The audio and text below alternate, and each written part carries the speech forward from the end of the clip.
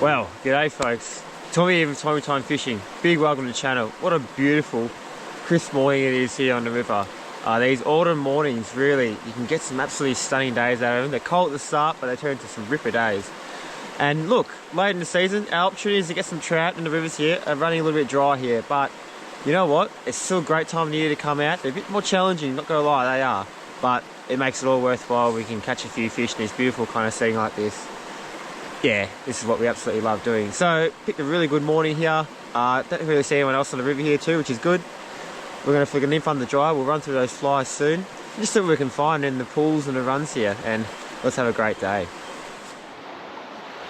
So, just for the flies today, going for the choice of the dry fly, imitating a dun. So I've got an Adam's parachute there, as you will see there. Sort of thinking maybe duns, they sort of hatch sometimes overnight, and then the dead duns can be sort of floating down the river, and that's going to imitate that dead dun. It's quite a large fly because I want to see it visually as well. So look, to be honest with you, it's more a striking indicator for me, it really is, but I'd be pleasantly surprised if we get one or two on the dry today. And then on the bottom, just gone for, oh, there was a snag there, just gone for a little black nymph, gold bead. It's sort of been working right for me in recent times, but look, I'm going to try it on for a little bit, but I might change later on to that trusty little black nymph, the copper bead and the orange hotspot. I know one time when I fished a particular stream, it did pretty well for me. Water is actually very low, it's slow flow too, so it's going to be slow fishing. Ideally I'd like a bit more flow, just to speed up that drift a little bit, just a nice gentle drift. I think that flow just gives the fish a little more urgency to hop in these sort of runs and stuff and look for a feed, because I think right now they're just going to be a little bit quiet.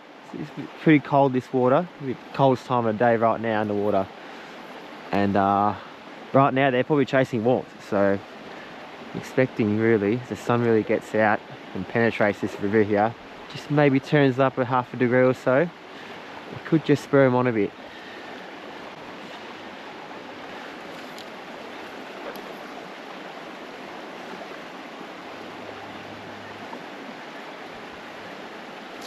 Oh, there he is. Oh, he's a lovely fish, actually.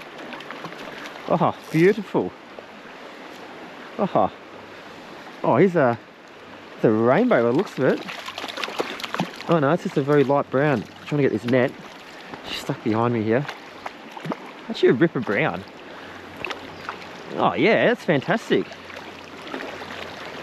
He's a very light coloured fish, but he's a great fish nonetheless. Oh. He's taking me out something fierce. We've got more lines than Telstra here. He ate the dry fly. How good is that? That is a really healthy brown. Can't really pick it up, but he's got a serious gut in there. Could be a female full of eggs, but what a cracking little fish. Oh, that is marvellous.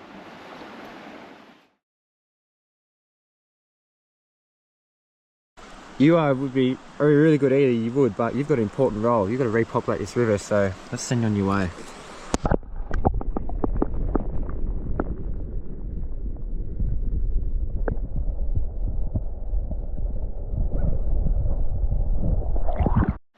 Off he goes, just back there. Good start. That is awesome. That's such a good bite. They're very encouraging. He's in the run there, and he was looking up.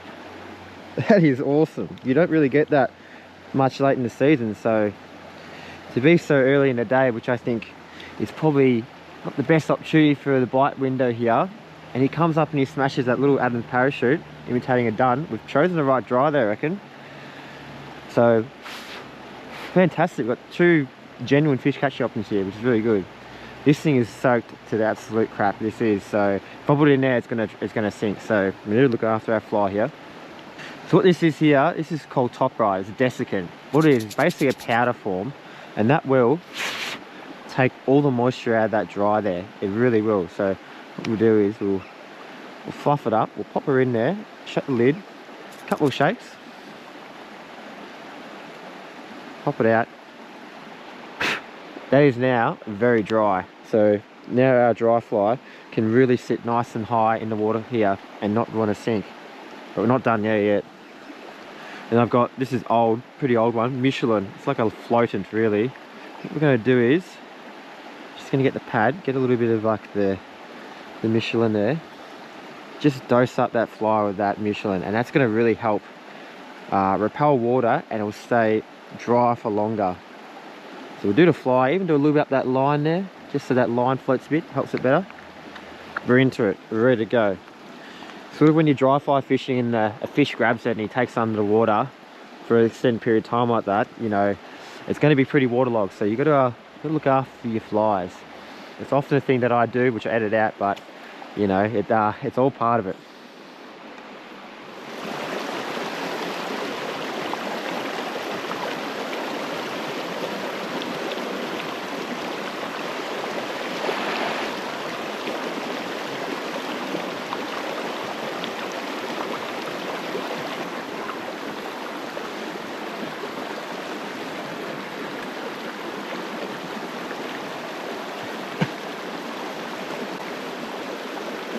There he is there. Nice.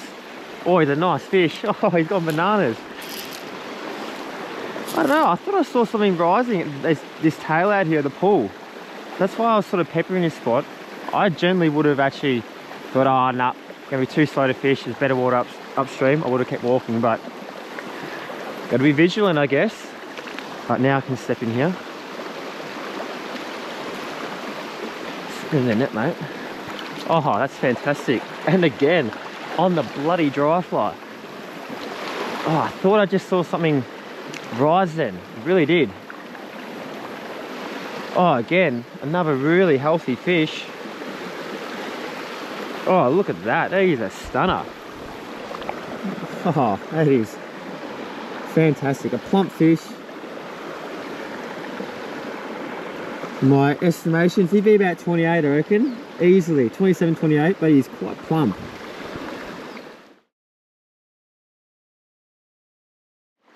Well, actually turns out this fellow is actually on the Nymph. I think maybe just the dry fly dipping down gave me the illusion that he came for the dry. We'll pop it out. He goes out.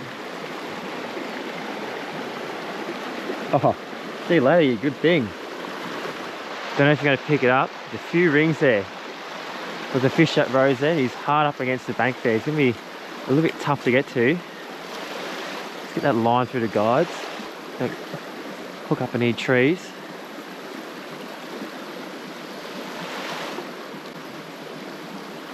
You can see that one there. Or whatever it was. I think it spooked off. How's that? A very flighty trout in there. So it's been a little bit quiet. It really has been. Started off pretty well, getting those 2 fish in about 20 minutes, which I was pleasantly surprised with, but we've been going for nearly an hour now for nothing. I have seen a couple. Oh, I've just got one there. Oh, beautiful. What I was going to get to was the heads of these sort of pools. These fish are really looking to feed up, I think. They're sort of getting ready to spawn soon. And in preparation, they'll get a nice feed on, bit of condition. And then that's when they sort of focus and do their thing. Beautiful. So we're sort of getting to the nice run there, near the head of the pool there. Lovely little brownie. Just a lovely little fish. Very plump as well. God, they're just clean looking fish. If I can get a bit of sun on him. How's that? Beautiful. Bloody awesome.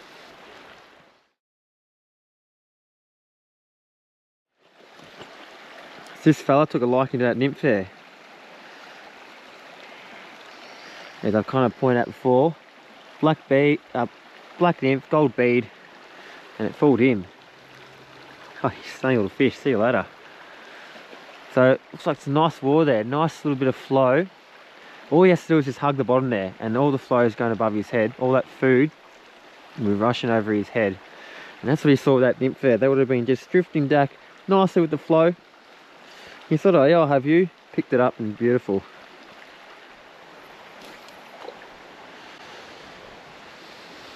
Oh, one just rose up there, and another one as well actually. Okay, so lovely. We've got a bit of wind here. Just going to play a little bit of havoc on our cast. We'll just sneak up slowly. Just a nice little deep pocket there in front of that branch. Let's see if we can get a cast in there. Although I've sent my bow waves up, I really let them know that I'm in their home. That's the only problem.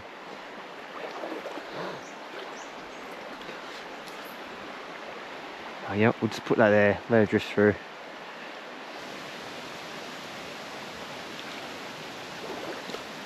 Oh yeah. It was probably him, wasn't it? Oh my word.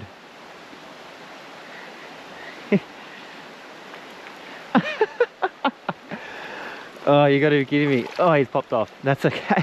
He was, I kid you not, he would have been about 120, 130 mil. He was tiny. Okay, good. So there was that one that rose. It probably was him. It wasn't a big splash, so that's good. All right. Been bloody a bit of a tough bite, to be honest with you. Started off kind of promising. Went for an hour without a fish and picked up one and picked up that tiny little one. We let go. I've been covering some good water and yeah, no real interest. Really got me questioning what's going on, really. I've seen a couple of fish. I've spooked them as well. This water's quite low and yeah, it looks reasonably clear. It is, for sure. There's still dark patches like this where the fish can hide under the cover of darkness, but I think what I've found as well, because it's so low, a lot of the runs which would be quite fishable with another foot of water and a bit of flowing water, they're just all glides now, and I'm just setting my bow waves up, and I think that's spooking a lot of fish. And so, you know, the river has changed basically on the drop of the water, and it's going to fish a lot differently as I'm seeing today.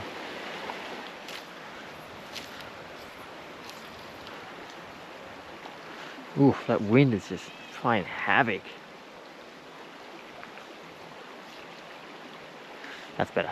So better lay down there. Oh,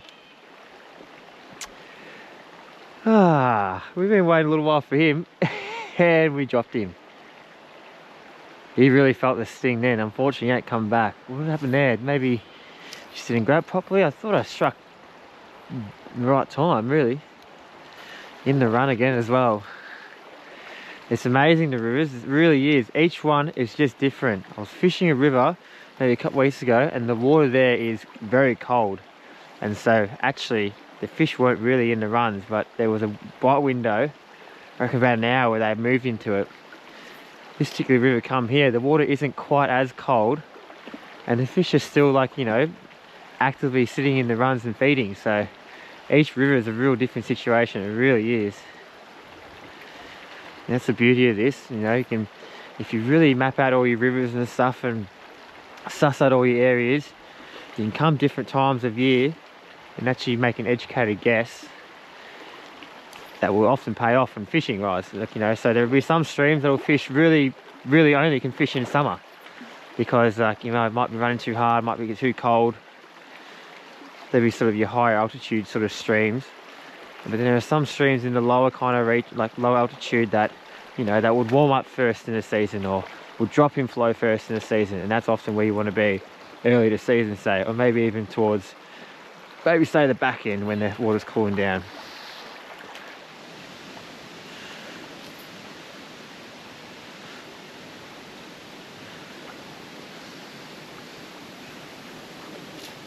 Oh, yep.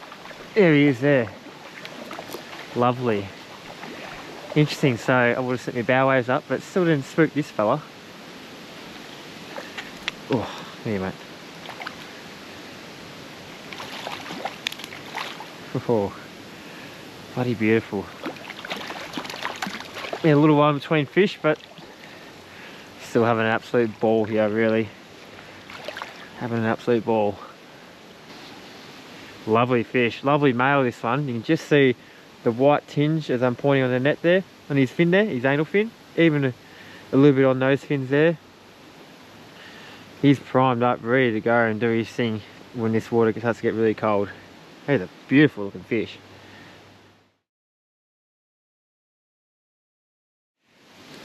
Lovely little male. He's actually starting to get a little bit of a hook jaw there. Mate, get in there, do your thing, repopulate the river. Oh, see you later, buddy. He's just cruising down there. Fantastic. Yeah, I'm spooking fish here, really am. It's just water's quite clear, especially in this real shallow sort of runs here. Yeah, I'd stand out like a beacon. Although I'm wearing my green, which I suggest everyone does because they're camouflaged better with your surroundings, they're pretty cunning fish, the old trout. They've adapted very well to these little waterways here, and there's a reason why they've sort of taken over and they're the predominant fish sort of in this section of river here.